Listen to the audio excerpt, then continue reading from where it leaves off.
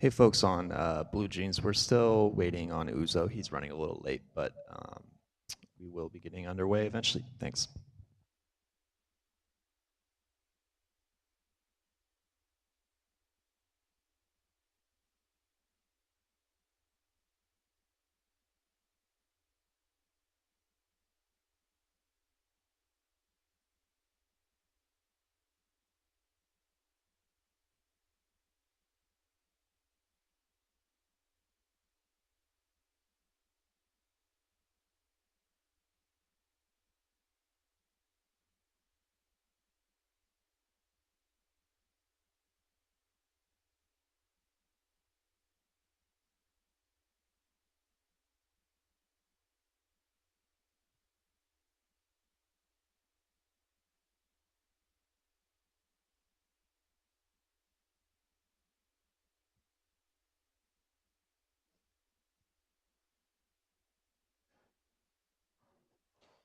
Hey, folks watching the YouTube stream, we'll be getting underway shortly. Thanks.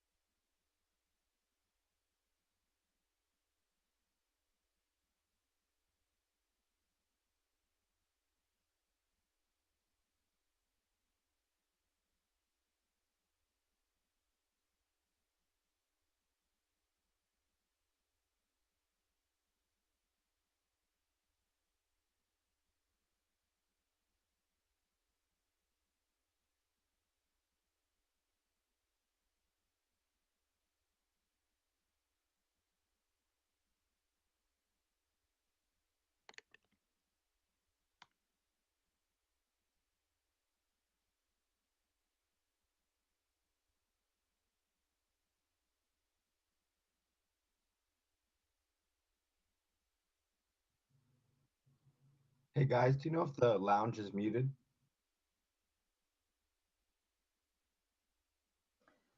I hope so. Yeah, I can definitely see Stillwell talking, and I've never heard Zach this quiet. So I can see Louis. Look at him. I know. He's getting petted. Toby, are you there? I heard you speaking in the room. Pardon? I heard you speaking in the room. Hi, everyone. We're just about to start here. We're waiting on Uzo. Uzo, are you here? All right. 2 minutes.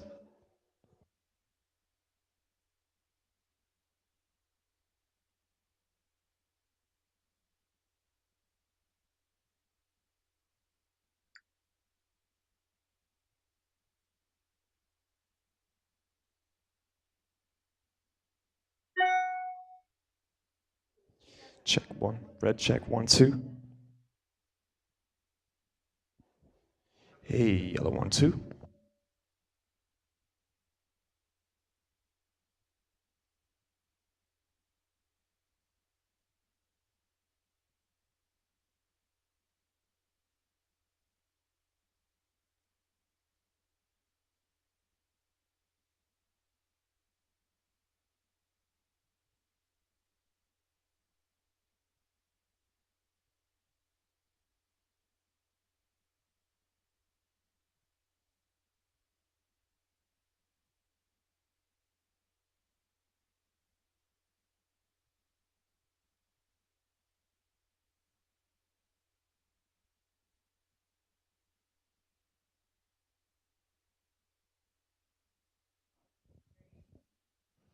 Hello and welcome. I'm very pleased to welcome you to the Wikimedia Foundation and also Dr. Uzo Iweala with Adele Vrana as well. This is a big honor for us. We're hosting a brown bag, so bring your questions, bring your thoughts. The way we will set this up is that we'll hear from our two guests. They'll talk about some of the work they've been doing for the movement strategy, and then we'll ask a few questions that have been prepared in advance, common questions, but really we want to keep this as a dialogue. So if you have something related to what somebody said, raise your hand, I'll come find you in the room. And if it's on chat or in IRC or elsewhere, Brendan, give me a signal and we'll figure that out. So the first thing I'll say is a little bit of an introduction for who we have here. So Dr. Uzo Iweala is joining us from Nigeria.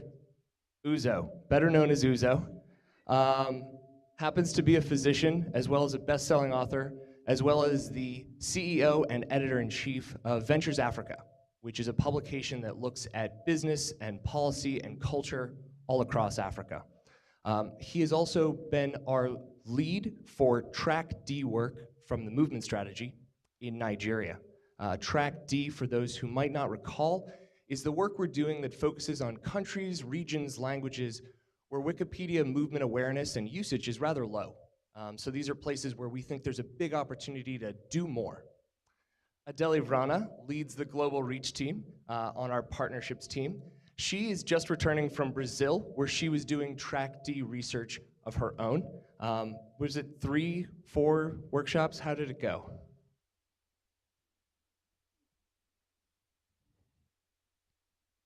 Oh yes, on the bottom here, tap that. There you go. Is it working? Hi, everyone.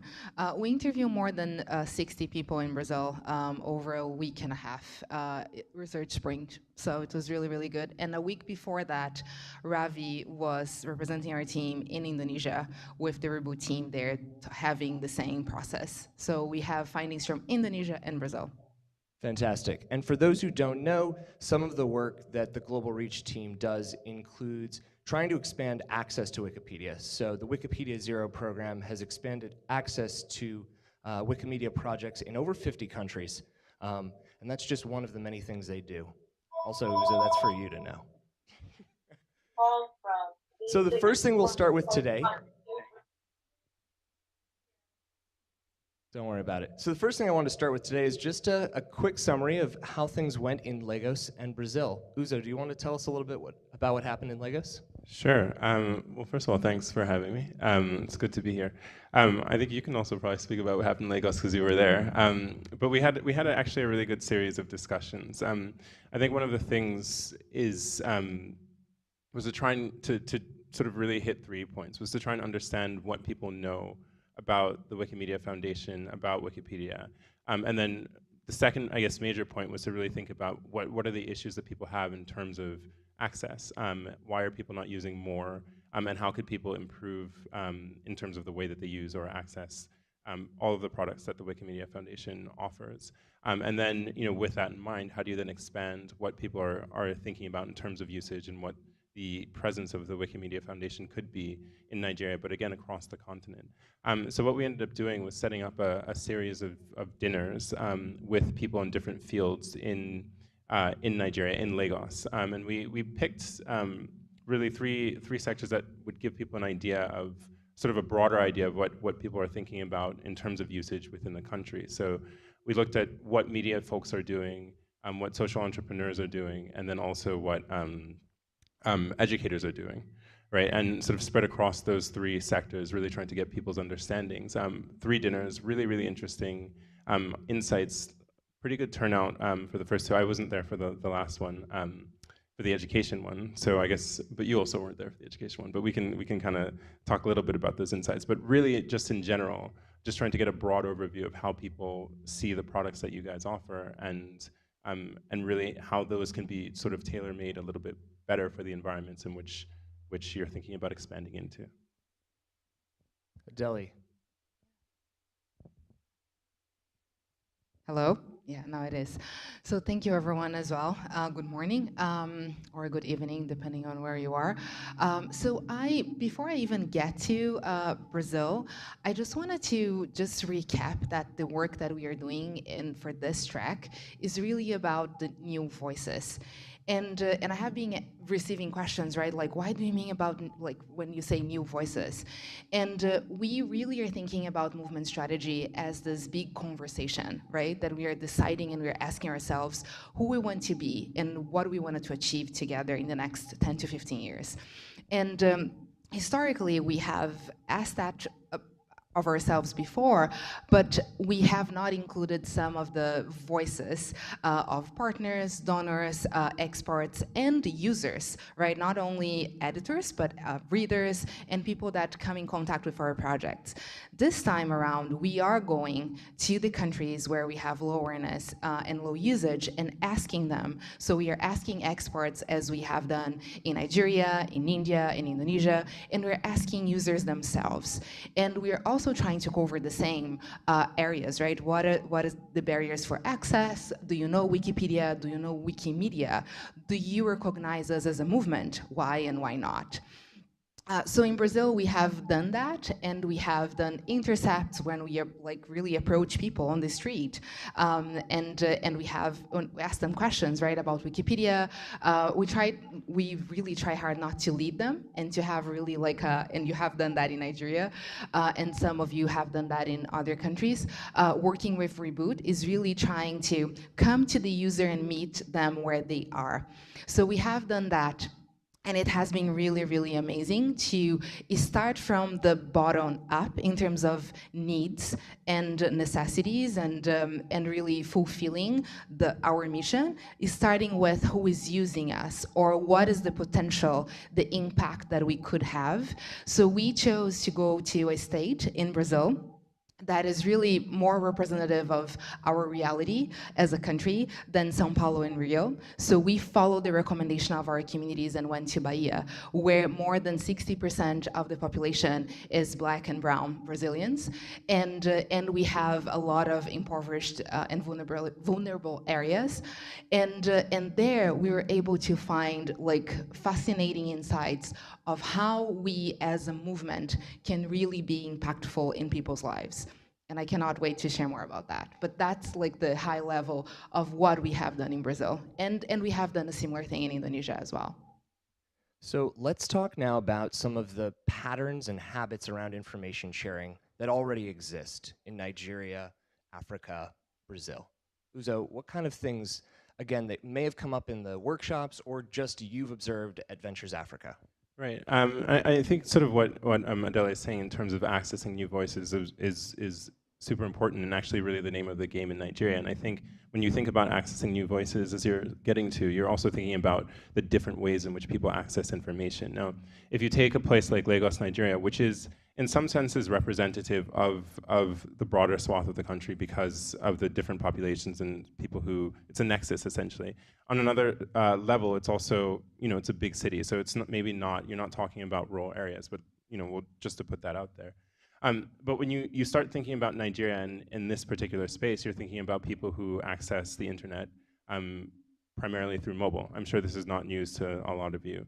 But you're also talking about a country where mobile penetration isn't necessarily super high. So you're dealing with that thing. The people who know and who will access and who will use Wikipedia, for example, are going to probably be interacting with it through mobile.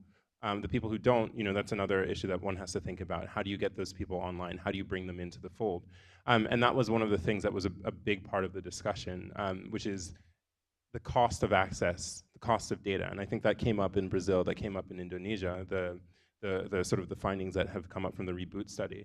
It's all well and good to talk about, people accessing information and sharing knowledge, but if the barriers to entry are super high, then you have a whole other place that you need to start from in terms of where you're building insights, what you're looking at. That's one thing. I think the other thing that came up is that people are hungry. I mean, it's the very basic thing. People are hungry for alternative sources of knowledge. You're dealing with a country like Nigeria where school systems or educational systems are not necessarily as robust as they could be. So the desire for self-improvement and the need for tools for self-improvement is very strong. And I think one of the things that came out of of the discussions that we had was that people want to have tools that they can use to improve themselves and want tools that are trustworthy, essentially. And I think that's one of the strong points about Wikimedia, about, for example, Wikipedia, is that people do see it as a trustworthy product. It's just when they know about it. And I think that's the thing, is you have to get to the knowing first, and then you can start thinking about, okay, how do people within this society really access? In general, in terms of informational trends, and I mean, not to bore everybody, it's just you're talking about an environment where, you've got 180 million people in Nigeria, largest country in Africa. Lagos is a city of 21 million people. Sixth largest economy in Africa, if you want to put it that way. Lagos itself, right? But you're talking about probably about one cell phone for each, or 1.5 cell phones per person in Nigeria. Just something to keep in mind when you think about how are you going to get to these people.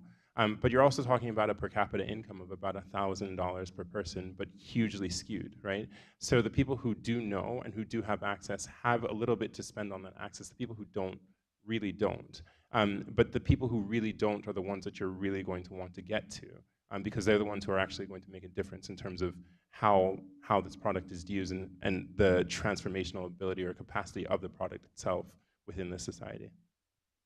I think that dovetails with a lot of the other stuff that's coming out of other countries, right? Yeah, absolutely. And I think the access and affordability, specifically in terms of access, of a barrier to access, came up as well, especially in Brazil. And I think you were touching base on inequality, right? So Brazil is also marked by a few that have a lot, and the majority that don't have much. So inequality, it is a hard thing and a present thing there, and in Latin America and other countries as well. And when we look at the numbers for Brazil, we have a country where mobile penetration is really high. And even I think it gets to 2 mobile devices per person in Brazil. So we have more mobile devices than individuals in the country. But when we look at the cost of data, people cannot afford. So it doesn't mean having a cell phone doesn't mean that they will be online.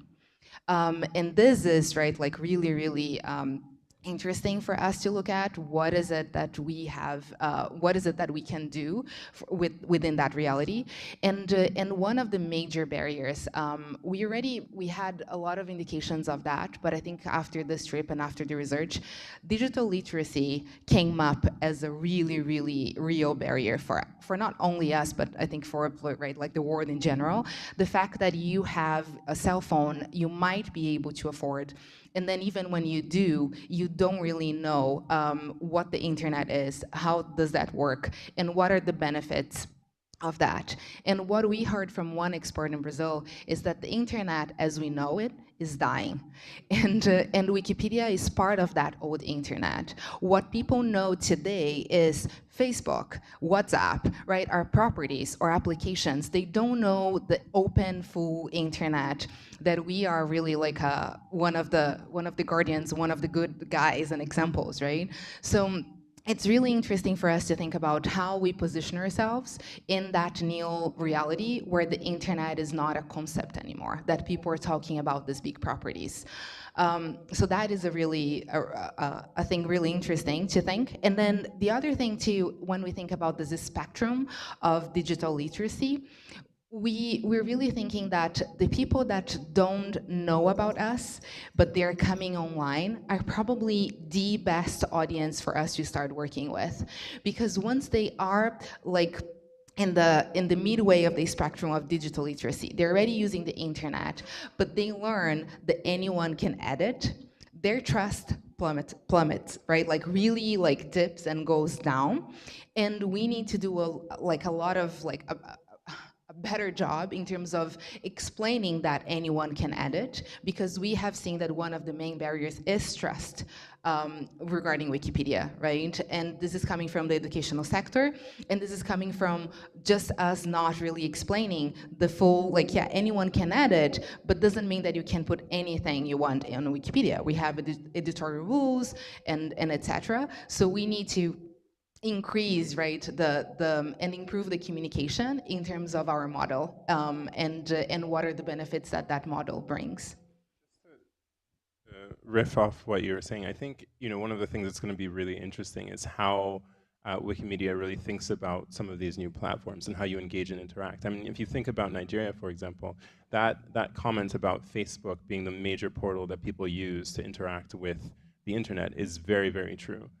I mean, that is the primary way that people access the internet now, if you're accessing. Or other things like WhatsApp. And again, this is stuff that's in some of the studies that have been done, but WhatsApp groups. Before WhatsApp, it was actually BlackBerry Messenger. That was a really big thing until BlackBerry messed up and decided to not make Africa a major market. But I'm not mad. I hope BlackBerry's not watching this. But so I think it's the way that people access information now, the way that people share has changed a lot, right? And so the idea of one verifiable source is a difficult one. But you also see that, though, I think it's just a pattern in the way that people access information in the countries that we are. So, the idea here, everybody's going crazy over the big networks are untrustworthy. I think, for example, in Nigeria, no one has ever trusted the major newspapers as real, solid sources, right? So, it's sort of the thing, you might read it in one newspaper, but then if you see it in multiple newspapers, you're like, okay, well, I have this person's perspective because you know who owns that paper. You read another newspaper, I have this person's perspective. And because of all that, I can now assimilate and source information. What social media has done, what WhatsApp has done is it cuts down the amount of time you need to do things like that, right? Because if your friend who you trust has done the reading for you, you can now basically say, okay, well, this friend said this has happened, and therefore I believe it. But it's going to be interesting to see how, when you're trying to merge from an old internet perspective, if that's what we want to call it, into, okay, how people are actually accessing the internet in these countries. And think about it, they're accessing it without any knowledge or without any real interaction with the old internet, right? Who wants to waste time going up to through all the search portals or whatever, when you can get information through Facebook, when you can get your news through Facebook, or you can get your news off a WhatsApp group. And so how do you adapt to that is going to be a major question, I think, going forward. And that's going to be a question that's, I think, answered here, but also through real discussion with people on ground in terms of how you verify or how you trust information that comes from multiple sources at once. One thing that is interesting that we have seen this in Brazil, right? People are trusting digital influencers to create the content that they want to receive. And they wanted to receive it. They don't want it to go somewhere, right? They don't want it to go to a destination and find that content. But it's interesting because they trust other people to create the content for them, but they don't trust individuals to produce the content, especially if they don't know who the producer is. So we have asked the students in Brazil, like, okay, if you want to know about someone, like a personality or someone that you really admire, where do you go? And they were like, Instagram. And it shocked me, right? Like Instagram's, like you're seeing pictures, like videos at best. How you're gonna know something there? And they were like, yeah, I wanna know the human being that is behind the professional, that is behind the content. So there was a lot of this uncovering who is behind the production of knowledge. Yeah, it was really, really interesting. But I also think within that, when you start talking about new ways that people access knowledge, or with, for example, Instagram pictures, video, one of the things that came up in one of the dinners we had, and I think this was one of the points that we all left thinking, wow, this is amazing, was when you think about what has been privileged in the old model, right, where it's the written form, written content that's verified by multiple sources, but in environments where people are not necessarily dealing with that. Again, if you're talking about, forget digital literacy, you're talking about just general literacy, right? Where a lot of history or a lot of storytelling has been done orally, right? So in Nigeria, we have a lot of historical information that's maybe not verifiable, that's not on record because it's oral history, right? A personal example, I can talk about my own background, my own lineage. We can trace back to maybe the 1400s, but no one would believe because the start of that is in the 1800s when the British came in and started keeping paper records, right? But the stories go back way, way further. So one of the things that came up is, people want to be able to document that, and they want to have trustworthy sources for that information. But how do you do that if the portal that you're using won't accept the form that you would do it in? And are there ways to adapt to that? If video is becoming a big thing, is there a way of having a verifiable video entry, right? If oral storytelling or oral history is a way of capturing, a historical event, say the sack of Benin, or even before that, right, the rise of Lagos as a city, is there a way to tell that and have that be part and parcel of a larger body of information that maybe is hybridized? And then you can incorporate some of these new forms. You can incorporate somebody on video and have that be sent out over the social media networks that people access. And I think that was a really interesting insight that came up, that people are hungry to incorporate these new forms. And I think it would actually, per environment, maybe here in San Francisco it's a different thing, but in Lagos, Nigeria, I don't know, in Salvador, Brazil, maybe the access and the popularity increases if you expand the forms that people can actually use to access.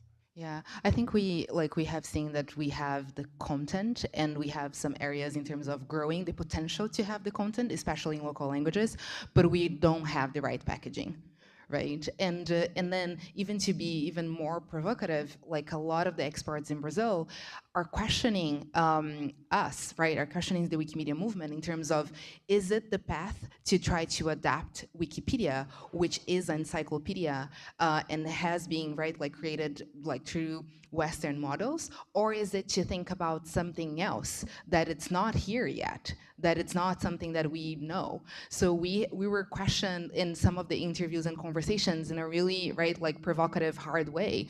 Like, is an encyclopedia the best way to have every single human being sharing and producing knowledge through videos, photos, and etc.?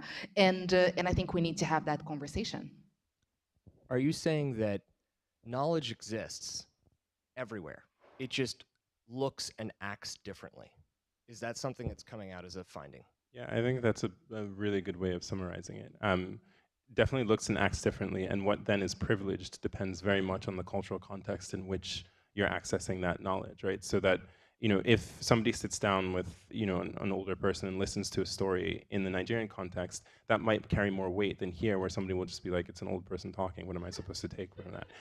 But it's important, and I think, it goes back to the influencers and who you decide to use as influencers. I mean, I think we all feel a little bit icky about the idea of the influencer in sort of this modern internet era, but it is a thing, right? And it's with us, and it's the way that people are beginning to, the way that a good chunk of people are accessing the information that they use, and that's not just here, that's around the world, right? We're finding. Absolutely. But you have to really think about how you build a model around that, and around the cultural context of the knowledge that you're trying to get people to absorb or share or disseminate. Yeah, and I think to complete that, right? It's not even much about all the forms of knowledge that then feed into a product, but is like how you make sense of that in a movement context, right? How do you inspire emotion? How do you make sense and you have a value proposition to the people that are now consuming information like this, right? I think that is the bigger question here, right? And we have heard from a lot of people that movement and feeling part of something, it's about emotion, it's about feeling connected, right? Like you have a flag that you can stand behind and you're gonna make sense of that. And I think that is what we need to, right, like to think about, like how to put that emotion and to create that and to make sense to them. When you talk about emotion, I think one of the strangest things, or most interesting things about the series of dinners that we had.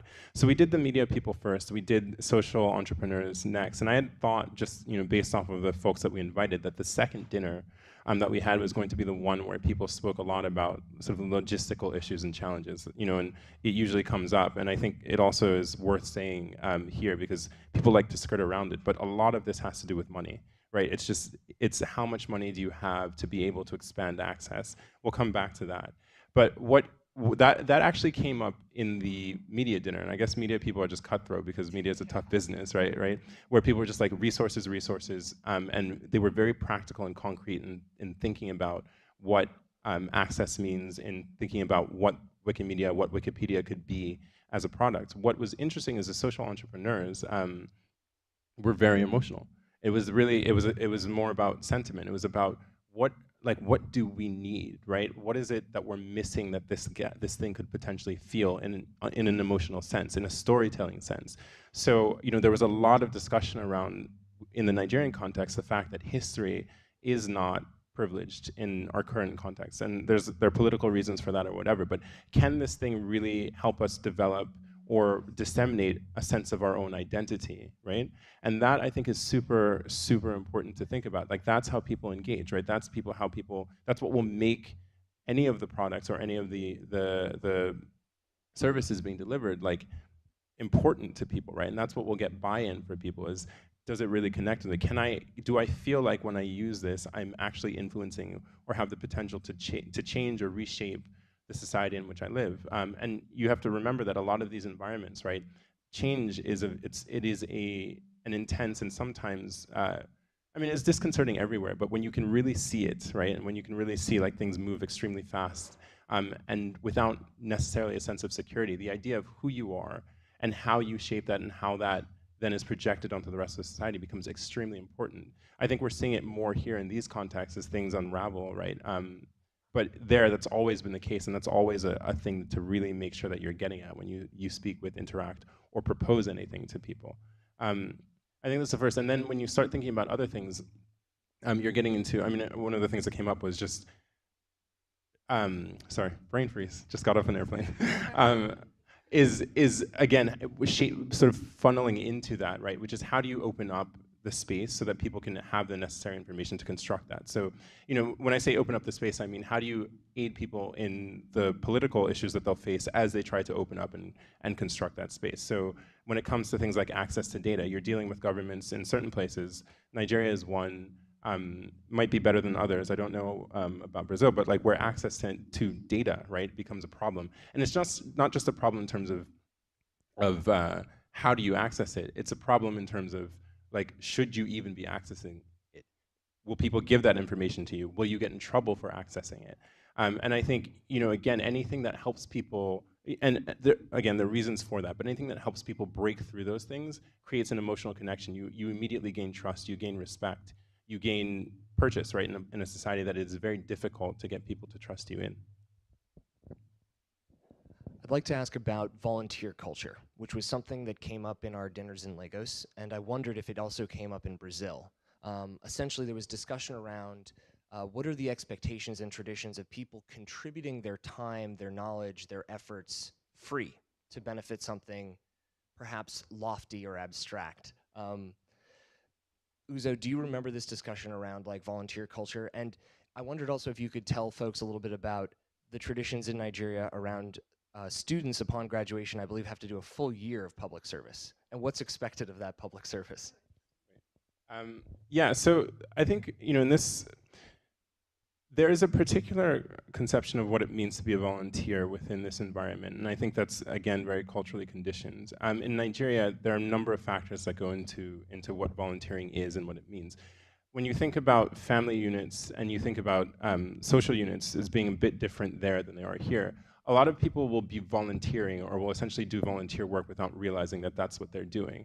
But then when you take that out and you try to, in a sense, abstract it and sort of attach it to something that's maybe outside of the religious context or outside of the family unit or social context that people really understand, it becomes a bit different. And people, I think, understanding what it means to be a volunteer in that context becomes a little bit different or maybe slightly difficult for people. That said, to go to what you were talking about, Zach, and talk about what we have in Nigeria, which is this idea of National Youth Service. It's the National Youth Service Program. Little bit of history. It was developed after Nigeria's Civil War, 66 through 1970. And the real purpose of the program was to unify the country. And they said, look, you know, we've had this brutal civil war. We've had people from different parts of the country who don't really know each other. We think that one of the reasons for this civil war is that people weren't interacting in the way that they should. So we're going to take every single university graduate in Nigeria, and we're going to make them do a year of service for the country. And in its initial stage, I think it was a really important and interesting thing for people. I haven't done it. I probably should do it, but that's another thing. You know, my parents' generation was really the first generation to interact with this whole National Youth Service Corps idea. And you were not allowed to serve in a part of the country where you were from. And then you were also positioned based off of your sort of what you studied. So if you were a doctor, for example, they would send you off to a rural clinic. You know, let's say you're a doctor from southeastern Nigeria, they might send you to a rural clinic in northern Nigeria, and that's where you would be. You'd be interacting with the people there. You'd be providing services. If you were a graduate in English, then, you know, from Lagos, they might send you to the south of the country. It's the oil-producing region, and you teach English, or you teach, you know, primary school or whatever there. And so the idea was this was a real part of what it meant to be a Nigerian and how you get people to move from service to community to service to country. as the country has matured and as the program itself has matured and been hit by a lot of the things that you find in a country like Nigeria, it doesn't necessarily serve the same purpose as it did, and there are a lot of loopholes, there are a lot of ways to not actually have to do what you're supposed to do with youth service.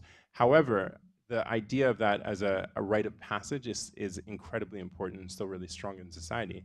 And it's a thing to look at, not just for what you guys are thinking about in terms of how you interact with volunteer culture, but just everyone in general. How do you develop? You have a ready-made pool of young people who are, just out of university, generally between the ages of, 20 and 26, probably the bulk. It skews a bit later as well, but who are tech savvy or who'd be the ones who are interested in using the internet in the new ways that they use the internet, and who essentially, don't have very much to do. If you get posted to a school in, and I've been to some of these places, like, God knows where in northern Nigeria, like, you're there. Like, it's you in a schoolhouse in a rural area. You have a lot of time on your hands, you have a lot of time to think, you have a lot of time to do and develop stuff. You're just not utilized the way that you could be, right? And I think that's something that within government they're really trying to think about. At least some of the people I've spoken to who work at the Youth Service Corps program. But it's also a situation where there's a lot of opportunity for interaction with organizations that can propose, look, this is how we think that people could spend their time. If it's a bunch of kids who are teaching, right, and you want to be a source of knowledge for a larger body of people, right? You want to say that Wikipedia could be actually a teaching tool for primary schools. Like, that's a really good port of entry and something to be considered. Yeah, and that was the portion that really came out from Brazil, that we usually, when we think about programs and education, we really think about the students, right? That's the sexy angle, right? Like, we go and we target them, and we're really not thinking about the info and intermediaries there, which would be the teachers. So a lot of the trust problems and the adoption of Wikipedia and open projects in general come from like teachers telling you should not use it, you should not trust it. And then in terms of thinking about volunteering and editing and how to actually like foster that, what came out of the research is that we should be starting there. And we were really pleased to see that the community group in Bahia just closed a partnership with like the major training teacher of the state of Bahia to do that. And they sat down with a group of teachers and they were talking about our projects and how we work and how we should and could incorporate Wikipedia in the classroom. And they were amazed, right? They were never thinking about the project and the use of that in the classroom and how that could benefit them. And we also saw a lot of schools and students reporting to us that they have computer labs that no one is using. No one is there making use of the computers and the internet of that centers, and they don't know really like how to use technology in the education field. So I also— Was there a reason why? Did they have an idea? Yeah, actually, like they were saying— Are they monitored? They were saying that they don't have— actually, they have the computers, but they're not connected to the internet. And they were saying that if they would be, people would be using Facebook all day or not really like being there to learn something. So the teachers only use the computer and the computer labs to do PDF, like PowerPoint presentation. That's the use of the computer lab in Brazil. And the teachers really refrain to even going there or like trying to use technology in the classroom. So that was one of the bridges of let's think about literacy, digital literacy, and education, and how we actually train the trainers, right? Like how we actually address one of the audiences that is really draining the trust, because we saw a lot of this, the teachers telling students not to use Wikipedia. But I mean, I think, again, it just goes back to the idea that people are actually really hungry for this. I mean, I was in the south region of Nigeria, in this place where we were filming a documentary about oil, but we actually filmed a certain segment of that at a school, and one of the teachers at the school came up to me and said afterwards, she's like, listen, I need your help, I need your help. We need to get computers because I can see that my kids, like, they want to use this stuff. They want to be on the internet. I can see that there's so much they can learn from being on the internet. From having access, and he's like, we're falling behind in this community. This is a guy who's maybe 25, 26, again, one of these people who has been posted to this area, and he can see from outside what's happening. He can see that the community itself wants it, but then we get back to this idea of resources, right? Like, how do you funnel resources? How do you channel resources? And the resources issue then goes into this idea of what it means to be a volunteer. I think in a place where there is, for want of a better term, leisure time, right, where you have more choice about how you spend that time, then the concept of volunteering is different. In a place where you're stressed for resources all the time, where every second you're not working is a second that you're probably, you could be closer to some kind of disaster, financial or whatever. And I don't want to stress like the idea of disaster, but just look, people live in very different economic circumstances. You have a lot less time to actually volunteer in that sense, right? You might devote time, you might be volunteering, you might be helping, but not realizing that you are volunteering or whatever. And so I think, for Wikimedia, for anybody who's looking to be effective in one of these environments, you have to take that into account. You have to take into account how can you provide resources to make it easier for people to spend time that they don't really have, right? Or to devote time, to move time from one thing to another, right? How do we get that teacher that I was talking to, how do we give him the ability or the opportunity to actually spend more time with his students that he wants to, but can't because one, he doesn't have the resources, and two, he doesn't have the support. Yeah, and I think just one to add to that, one of the things that really moved me when I was in Bahia is to even see that some of the existing editors that are already volunteering their time, we are lacking, right, like in terms of support, and it starts with like having a machine, having a computer, or having data that they can use their cell phones to edit, and that we have been hearing that. But I was able, right, like to really confirm and feel and hear that in person from the ground, and really moved me in terms of how we expect that they're going to volunteer their time, they're going to like put like content to your project if they're lacking basic, right, like basic support and resources. We're going to open up this discussion now. So if you have questions, give me a sign in the room. Brendan, I'm going to come look if there's any discussions there as well. Okay, Anna, you're first. Now? Yeah. So something you got, first of all, thanks. You guys are awesome. This is great. Thank you so much. You were talking about the new internet and the old internet, new and old, and you're talking about what our projects do there and whether we're going to adapt in these new environments. And what I've been thinking about, this is kind of like a comment to riff on rather than answer my question. Like our roots weren't necessarily, like it seems like our roots were in knowledge disruption, and that's the thing we've lost. We've kept free knowledge. We've lost the desire to disrupt the knowledge space. At least that's what it seems like to me. So I'm super excited to hear you guys talking in this way, because I believe our roots are as much as in disruption as they are in free knowledge. And if we can't find a way to shake up this space again, then we could just like settle into mid-age, right? And like have some tea and whiskey, right? But like, where's the disruption gonna come from? And I'm really hoping that it'll come from new insights from new voices. Yeah, I in terms of that, I think that's, very, very true. Very, very,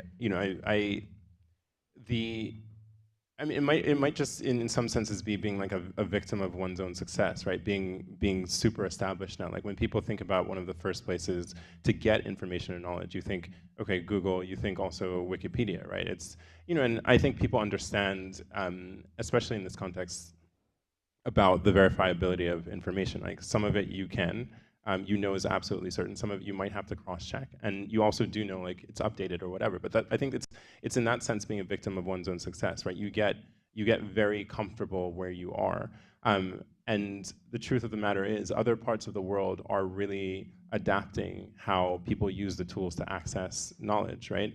And that's changing the way that knowledge itself is constructed. And yeah, you're right. If you're going to, if Wikimedia is, or Wikipedia, or any of the products, right, are going to be relevant in these places, then you have to take into account how the way that people use the tools for disseminating knowledge, how that's changing the way that knowledge itself is perceived. And I think this is a really good start. I think the movement strategy stuff is a really good way of asking people in their environments, okay, what is it that you see and how can we be relevant to you in that context, as opposed to this is the model that has worked for us. You either take it or like you don't. And I think when we also are thinking about the disruption, what we also have been hearing is that we are not, right, like we're not alone. There's this knowledge ecosystem, and people are looking to this organization and the movement to be more of like leaders in that. And it's not so much about open and free, it's also about that for sure, but it's about access to knowledge, how we can actually be voices and leaders in terms of access to knowledge. And I think that is a lot like is where the disruption has come from, right? When we just see outside of these walls and really look into the ecosystem and understand that we have a role to play there, and people really want to see us playing that role. Anthony, I hear you have a question. Would you like to ask it? Absolutely, yeah. So my question is about interactivity in the vein of what Uzo said about video and audio content. I'm curious to if you've heard anything about interactive media, specifically like games. For example, I think my children would probably prefer an interactive, game of learning, say, frog anatomy, to an article on frog anatomy. So that's what I was curious about. Yeah, so I'd be interesting to see what people came up with in Brazil. In Nigeria, I think the idea of gamification around education, and I don't know that it was discussed specifically at the dinner or the gatherings that we've had, but in other conversations, that idea has come up, which is how do you make things more accessible to an audience that isn't, like you said, just going to sit down and spend 20 minutes reading an article about, I guess, frog anatomy, which I'm sure is really interesting. But how do you improve people's? The doctor says. Right. Given that I also learned all my anatomy on Wikipedia, but whatever.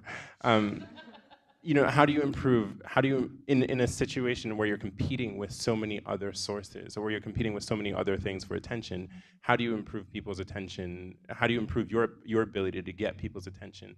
And games have come up in terms of education, and I think in Nigeria, again, there are a lot of really interesting new companies that are looking at how do we do this around languages? How do we do this around literacy? How do we do this around science and technology? How do we bring games, whether it's in the low-tech fashion, and that's people creating textbooks that are like just straight paper textbooks that are more interactive, to how do we incorporate gaming in technology?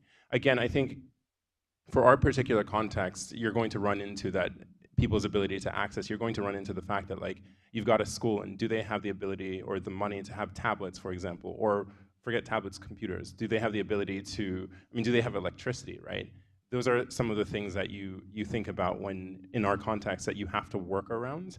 It's not impossible. Again, obviously, look, if you're talking about mobile phones, right? People charge their mobile phones all the time, right? People figure out ways. If it's important to you, you will figure out a way to make it useful to you. But we just have to keep that in mind as we think about how do you develop these new forms of interaction that would maybe keep people's attention for longer.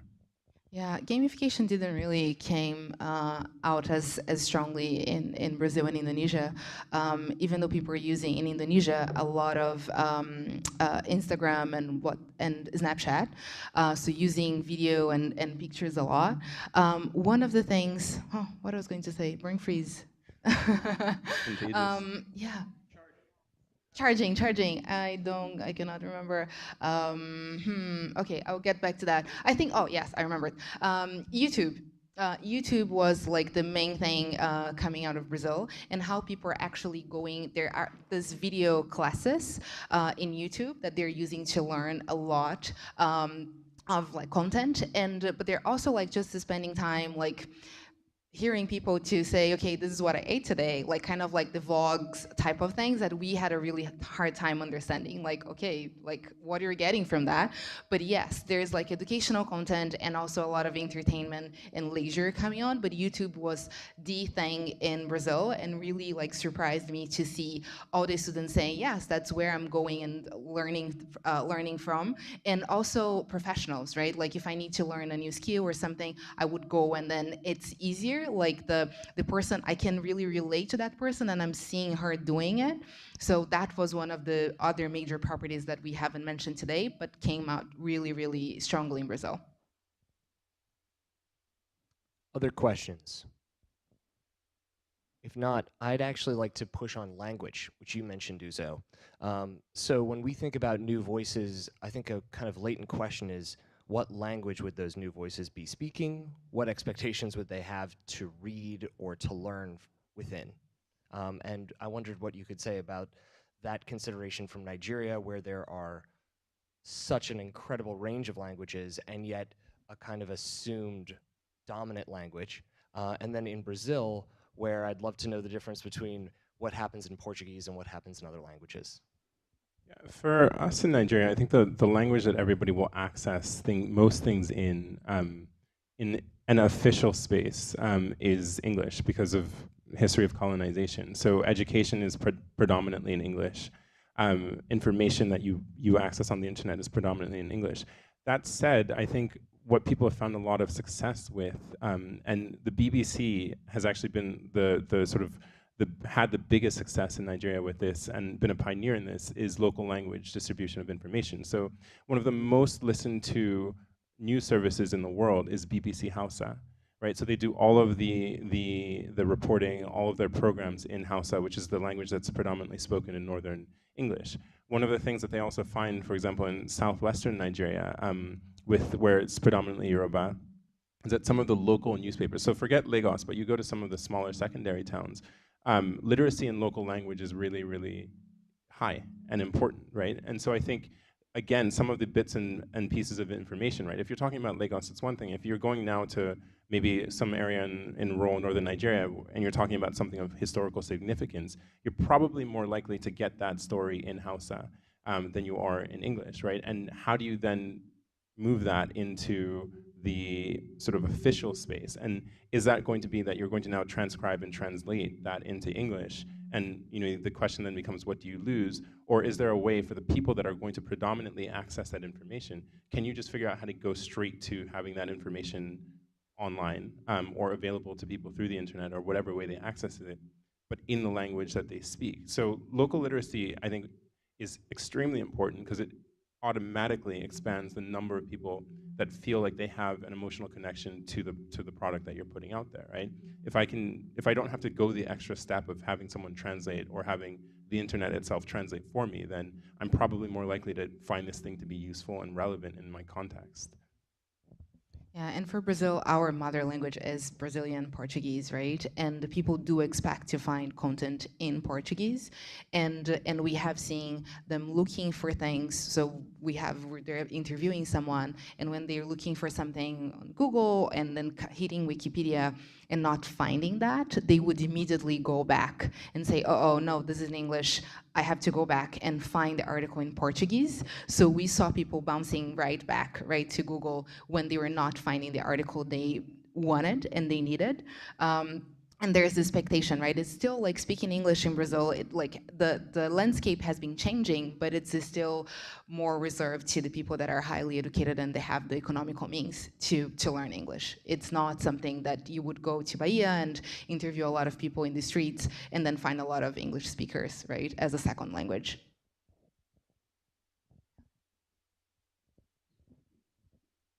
So with local languages, we're looking at different programs or volunteers are trying to expand content in languages like Yoruba. There we go. Sorry. The question is, do people search for things if they don't? I mean, would Yoruba speakers search for things that they're interested in Yoruba, or would they search for it in English? Like, what is the default? And if there is a default to searching in English versus a local language, I guess we need to do something to redirect them. But I can answer that quickly for Brazil. They start with Brazilian Portuguese. They're not going to start searching for that in English at all. And only like professionals, we have seen journalists then coming to the English version of Wikipedia to see and compare the articles, or professors, but really highly educated people. Not really like the users that we were meeting in other conditions. They were coming for the Portuguese version of it and using Google in Portuguese. And I'm going to give you a non-answer to your question, which is I don't really know. And I don't know that we know enough right now in terms of, context for people accessing the information, right? So I think that's going to highly depend, right? If you're doing it for in the sort of educational formal sector, then probably I would assume that you're more likely to access in English or the language that you're taught, right? Beyond that, I can't say that I really, really know.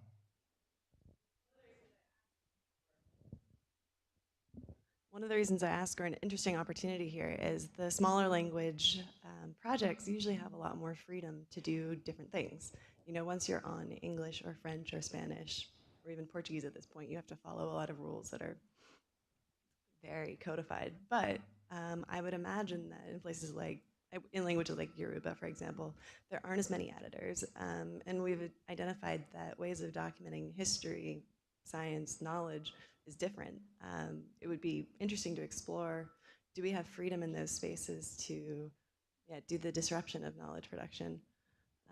Because I encourage people, if they're going to do an education program, for example, in Benin or in Nigeria, go for Yoruba if you can, because that's going to be an easier place for someone to learn how to edit because they won't get smacked down. Yeah. So another area I'd like to discuss for a moment is basically the society of knowledge within these communities. So some of the ways that this has been raised is the idea of word of mouth being an incredibly influential kind of formal way to learn something. Now, I want to raise this by saying that I read an amazing study about media in Nigeria that said that about 80% of people in Nigeria get their news every day from the radio. They're listening to the radio and they're hearing news on the radio. And immediately following the radio was word of mouth as a formal thing. And I wanted to ask if that's something that you could comment on, Uzo, and also, Adeli, if you could discuss kind of word of mouth and relate it, kind of a hypothesis or just an idea, which is these chat applications that are so influential, are these basically an extension of word of mouth? Is this word of mouth in a technology framework? Yeah, I mean, I don't think Nigeria is necessarily even that different from a lot of emerging market countries, but like radio is hugely influential. Again, it comes down to existing infrastructure. I mean, radio is not that hard to do. It's not expensive, and it's been there for a very long time. And you don't need to have a fancy new thing to access radio. So yeah, I mean, if you're in northern Nigeria, what you'll find, for example, even in the most remote areas, someone has a radio. And then people will gather and listen to BBC Hausa or whatever else it is. In the cities, like radio stations garner a huge number of users. And so I mean that statistic is very much true. Then the after that, in terms of word of mouth, I think that's also true. And I think that that idea of, are chat applications then important, and are they an extension of that? Yes. And I'll give you an example. So I guess it's 3 years ago now, during, or 2 years ago, at the start of the Ebola crisis in Nigeria. So we weren't hit nearly as badly as any of the other countries, Sierra Leone and Liberia, but we did have maybe about 25 cases. What was really interesting to see was how the federal government actually used chat applications to reach people and spread information and knowledge, sort of as an extension of this word of mouth thing, and also to use that to counteract false information that would go out through word of mouth channels. So there was the best example, I think, is of it started going out and over BlackBerry Messenger, because BlackBerry Messenger was way bigger than any of the other ones at the time. That if you drank tons of salt water, you would be able to cure yourself of Ebola. Right? That went out and that spread like wildfire. I mean, that was all over the place on BlackBerry Messenger and on text. Literally within 24 hours, the government had realized that this is the way that people are actually getting this information. So what did they do? They collaborated with the mobile phone companies, and that's something for everyone to consider, to get both over text messages, so free text message alerts going out that people would then see and then pass on and forward, and then also over BlackBerry Messenger. And I think you're seeing the same thing. I mean, I can't tell you how many updates I get about political issues, about economic issues or whatever in Nigeria from different different either people or chat groups on WhatsApp, where people will just send things out. There's, and then you now have this phenomenon of being added to WhatsApp groups that you didn't even know existed, right? Which is, shows you the power of this way of disseminating information. And again, it's like, it's a village square in some senses, right? It's not a formal channel, but it's a place where people have developed a certain amount of trust around a shared interest. Things go out and they spread really, really fast. Yeah, I think that is the same for Brazil, but I think in parallel with radio, we have TV, right? Brazilian television and the Brazilian media through television is our fourth power. So it's really, really strong. And who has not heard about soap operas in Brazil? So yeah, that is how people are still getting the information, right, through TV. And through one of the, like we have one major TV channel and property that controls the message that is going out to the masses, right, to the bigger public, and in terms of the chat applications, it's funny to hear you saying that and how you were receiving and people were receiving information during the Ebola crisis, and me sitting here because I was already working for the foundation. We were contacted by some of the organizations working in Nigeria and some of the affected countries that wanted to use our content. And then we're like, yeah, of course, like our content is open. You can use that during the crisis. The challenge was who would create the content? And then one of the things that we didn't really talk about but came out strongly, there needs to be creation of the content, right? Like no one has time and all these patterns of online information and search to really like go and like read like long forms of articles. Yes, I should have called you. And then the reply at the time was, yes, you have the content, but you really don't have the right packaging, right? Like I cannot really get the full article of Wikipedia and then send through text message to people. So we're kind of like out of the action, and we could have been impactful, right? Like the content was there and was important, and we were working with Wikimed Foundation and the doctors that do add content in multiple languages with medical content, and we're not really able to push that through because of the content not being in the right format for that distribution, for that environment. So yeah, it's really interesting to hear that and then to have that backstory. We have completely run out of time with this animating discussion, so I will put out a last call to see if there are any urgent questions. Jorge. I'll try to be very quick. You get the last one. This is the final question from Jorge. First of all, thank you for being here. Uzo, I've heard a lot about you, so I'm super interested and very happy that you're here. One of the things that we've been hearing a lot during the process of New Voices is not only around new languages, but also around new models of sources to get that knowledge and how that conflicts directly with the Wikipedia or the Wikimedia model of how a source is traditionally defined, which is a published book, a published, unbiased, neutral internet site, for instance. But there are so many voices that collect their knowledge through some other kinds of recordings, some sort of like oral tradition fits there, for instance. My big question is, do you think that there could be a redefinition of this maybe Western, maybe traditional concept of how knowledge is conserved and preserved? Yeah, I'm going to just be very bold and say you're going to have to rethink it, like especially to be relevant in a context like Nigeria. Like you just will. It's not going to work otherwise, for all the various reasons I think we've stated in terms of, one, it's just people's ability to access published material, right? People in contexts like Nigeria, right? How many books are you going to see, for example, about some of our historical things? They're there. Let me not say that they're not there. People have written about these things, but the majority of people, if you want to have a wide audience, are going to have different sources or different things that they trust, and you will have to bring those in to the fold and have to figure out a way to make those relevant, verifiable, and trustworthy to an audience beyond, say, the Nigerian context, so that it becomes legitimized, right, within the larger family or the larger group. Otherwise, I just don't see, if that's not done, and I think this was the point that was made in that second session that we had. People were talking about, there's a project done by this program called the Insipidi Institute, where they're going around, this is in Nigeria, and trying to capture the histories of people who had lived through the Civil War, just oral histories, like as a thing, as a document, as a text for people to access in Nigeria. Again, because we're not teaching that history within schools or whatever. If you don't find a way to incorporate stuff like that, you're not going to succeed, and it's just that plain and simple. Wonderful, thanks. Uzo, Adeli, thank you for being here. And thank you all for joining us in the room and on Blue Jeans. This has been our brown bag. Thank you so much. Thank you, everyone.